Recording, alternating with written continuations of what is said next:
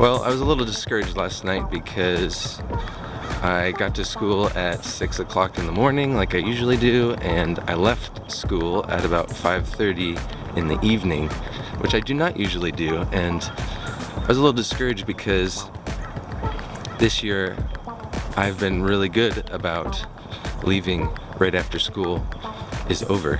And then I thought to myself, why am I discouraged? Like, I've been doing really well all year at leaving and getting home early, and staying late once in a while isn't that big of a deal. It really helped to remind myself that there is no perfect school year. There's always things that go wrong.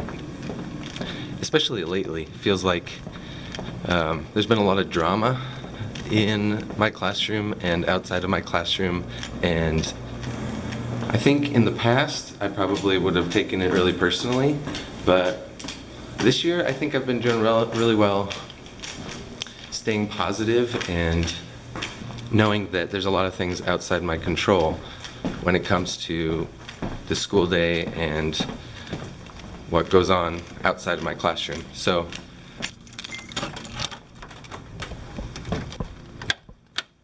I've been really coming to terms in the past few months that I am not a bright and cheery guy all the time. And it's kind of been sobering to think about how I'm not going to be like certain teachers that I really look up to. I'm not going to be a Mr. Clark. I'm not going to be a Mr. Reynolds. I'm not going to be these teachers that I see on TV and on YouTube who are really outgoing and super fun and cheery, but I'm really much more mellow, and I'm very moody. And I've been having a lot of good conversations with Jen, my wife, and I've been thinking a lot about how I should just accept the way that I am and not try and live up to other teachers' standards and just be myself. And it's really, really hard for me to be myself when I see so many other outgoing, extroverted teachers out there who are so much fun. I mean, I want to be a teacher that has fun learning and has fun teaching, but at the same time, I also have to come to the terms that I'm very moody and I wear my feelings on my sleeve, and I can't pretend to, and I can't try to pretend to be someone who I'm not.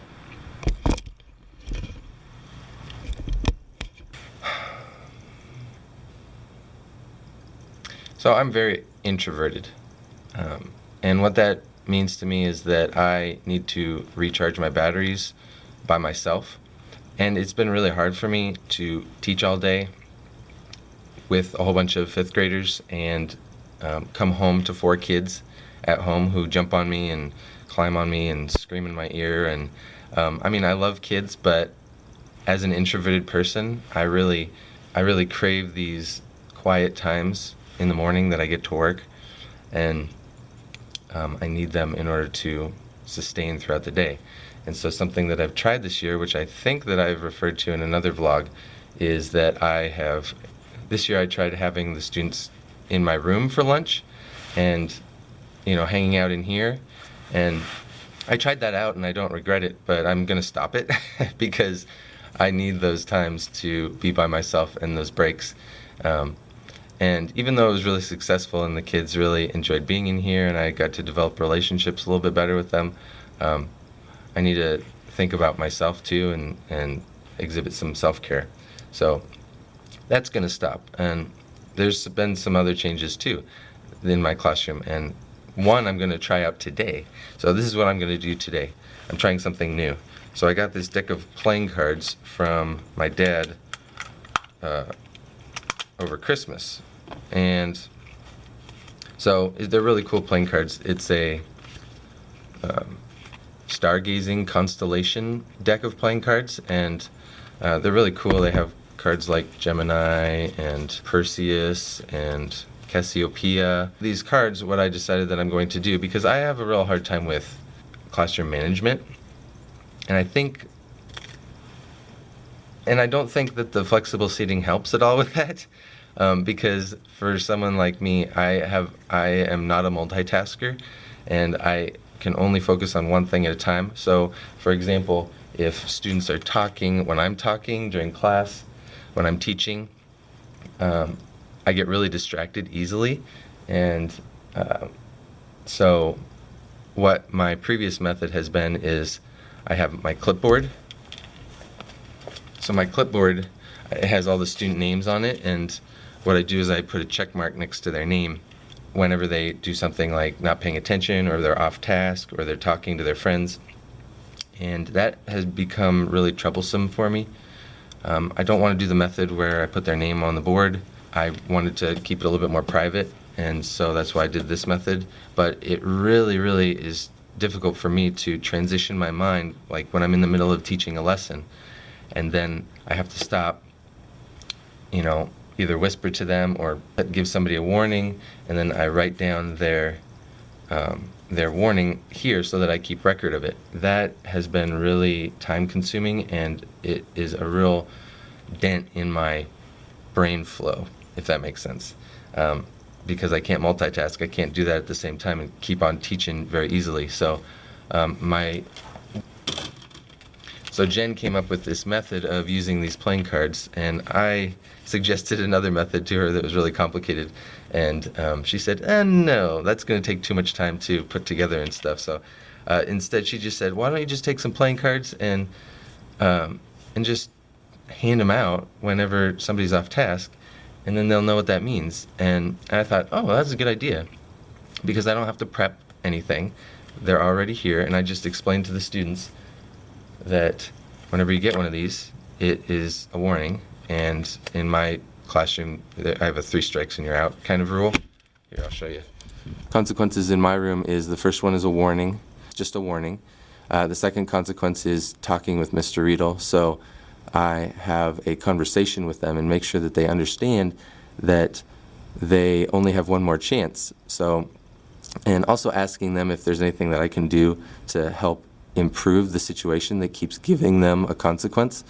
And then the third one is they have to write sentences for me, just simple, like 5 sentences, no big deal, just some little consequence here at school. And then they have to write a letter home, which is the big consequence. The students really don't want to have to write a letter home to their parents. The first one is kind of like a free pass, and then these two, if they get these two, then it affects their grades. They get points off. So, and other reasons that it is difficult to use the clipboard method is because sometimes I'd give them a warning and my clipboard wasn't in my hand. And I forget to write down the consequence, and then some of them get like free passes because I forget to write it down, and then I forget what happened because my brain might be on my lesson rather than trying to remember what they did to disrupt class. And so it just wasn't consistent, and I want to make sure that I'm consistent. So here's this method. I give them a card if they're doing something wrong, and sometimes if it's not clear exactly what they're doing wrong, then I might whisper to them. And I want to be that kind of teacher who doesn't just shout across the room saying, Bob, you have a warning, stop talking, or something like that, and shouting, for all to hear. I want to be that kind of teacher that has that personal relationship and gets down and whispers to them, and helps encourage them to be on task. And when they talk to me after the second consequence, I want to try to encourage them to ask them, how can I help you? How can I help you be successful? Stuff like that. So I can quietly put this on their table, and then they will be able to remember, okay, I need to be on my best behavior because I got a card. And then during transition time, they will come up to me and give this to me. And if I need to have a discussion, then I can talk to them. But if not, then I'll just say thank you for returning this to me, and I'll just write it on my clipboard so I can keep record of it. So I don't know how that'll work. Hopefully it'll be better because I don't have to stop my brain in the middle of my lesson. I just whip one of these out, put it on their desk, maybe whisper something to them, and then just carry on. Another thing is that it's really hard for me when I'm in the middle of a lesson to remember the kids' names, even though I know all their names, but I have to switch my brain to a different category, thinking about, okay, what was their name again? If I'm in the middle of a lesson, sometimes I just go blank. If I have this list on my clipboard of all these student names, then it takes me a second or two to compute in my brain what exactly their name was, so that I can write a little check mark or write a little note to say, okay, what was their consequence? Were they being disrespectful or irresponsible or what? And so that is something that I think will be improved upon also with this, is because then I can go back to it, and I don't know. We'll see how it works. So I haven't done a classroom update in a couple months. Over here, the last couple updates I've talked about my avocado seed, which is now missing because it hasn't been growing. I wonder if it's just not getting enough light, because often I have these curtains closed.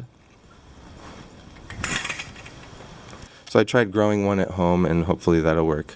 And then I'll bring it back in.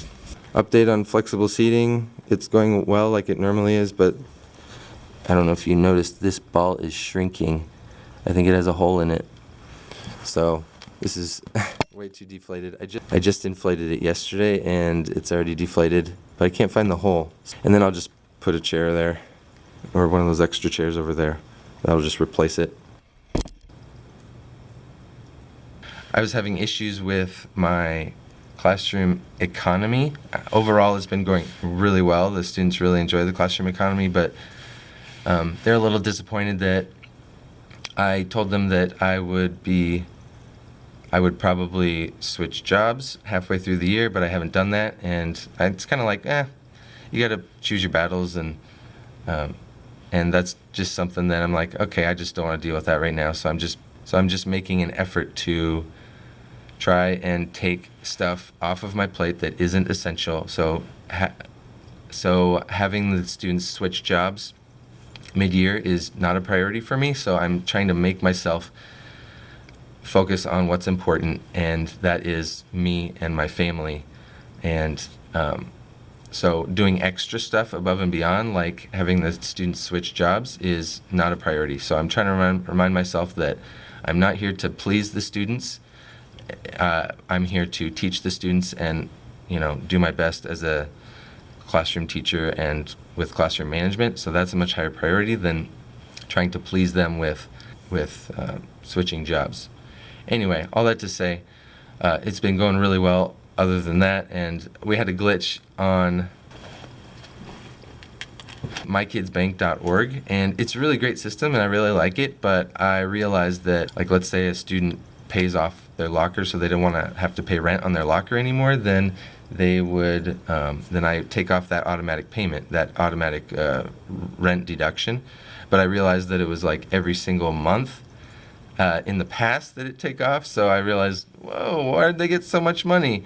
So I had to fix that problem. Anyway, I'm just trying to figure that out, and you just gotta roll with the punches and understand that it's not always going to be perfect when you're learning something new, and it takes a little bit more time, but it is worth it in the end if it works out, and overall it is working out, and I really enjoy it. So some of you may have seen the skit video that came out right before this video, and I was really happy with how the green screen turned out. It looked really good. I really was it was much better than the year before.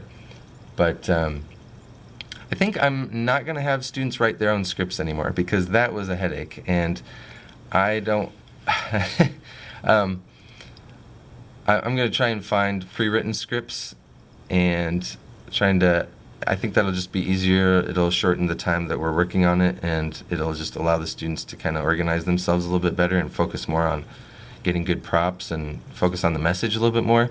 But because most of the groups, I had to help them rewrite their script a little bit, so it was more focused and more, and it still wasn't as good as I hoped it would be. So, but overall, I think it was still fun, and as I learn and grow and figure out how to use the green screen, and also how to be a good teacher teaching the themes and concepts, I think that I'll just keep getting better and better, also with how to incorporate it without it being a distraction. So next year it'll be even better.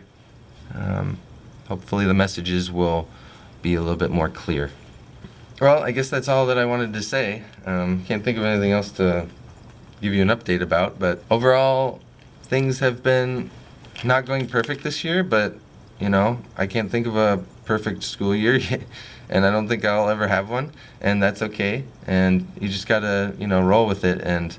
But overall I'm really happy with how I've been focusing on my family a lot more, and I still have my foster son. We still have 4 kids at home, and it's been really, really busy, which is why I'm not uploading as much as I want to, but that's okay because this is not a priority, and I have to keep reminding myself that. So thanks for watching, and thanks for accepting me as the introverted person that I am, who doesn't feel all that comfortable talking in front of a camera, to be honest. Like, YouTube is kind of weird. Like, it's kind of become this thing that is a fun hobby for me, but I'm not really all that excited about it like other teachers are. At least other teachers seem to be on YouTube, and I'm just kind of doing it whenever I feel like it. But for those of you who watch me and take the time to hear about my classroom, I appreciate it, and thank you so much for watching. So have a great day, everybody. Talk to you later.